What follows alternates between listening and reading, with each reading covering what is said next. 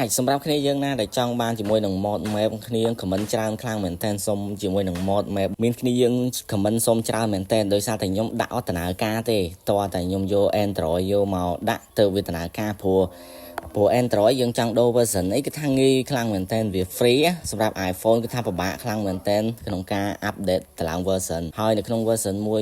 1.21.80 នេះទៅវា support គ្នា support ដាក់ជាមួយនឹង map នឹងបានណាមកឥឡូវខ្ញុំនឹងប្រាប់អ្នកនរគ្នាពីរបៀបដាក់ mod map នឹងឲ្យដំណើរការជាដំបូងអ្នកនរគ្នាត្រូវតែមាន Minecraft 1.21.80 ដូចរបស់ខ្ញុំទៅដាក់ mod map នឹងបានហើយឥឡូវយើងចូលមក create វគ្គអ្នកនរគ្នាត្រូវតែបើក setting 6នៅខាងក្រោមនោះទៅ mod នឹងដំណើរការអញ្ចឹងចូលមកកាន់ create វគ្គមកហើយអ្នកនរគ្នាបូក mod បើយើងចូលមកហើយចំពោះ link download ខ្ញុំដាក់នៅក្នុង channel Telegram របស់ខ្ញុំហើយគ្នាយើងអាចចូលទៅ download បាននេះកន្លែងនេះសំខាន់អ្នកនរគ្នាត្រូវបើកកន្លែងហ្នឹងណាព្រោះអ្នកនរគ្នាសួរខ្ញុំច្រើនខ្លាំងមែនតើមិន mod អ្នកនរគ្នាយកទៅដាក់អត់ដំណើរការអញ្ចឹងអ្នកនរគ្នាអត់បើកកន្លែងហ្នឹងទៅវាអត់ដំណើរការវីដេអូរបស់ខ្ញុំក៏មានប៉ុណ្ណឹងហ្នឹងហើយបើគិតថាវីដេអូនេះមានប្រយោជន៍កុំភ្លេចឲ្យបេះដូងម្នាក់មួយផងបាយបាយ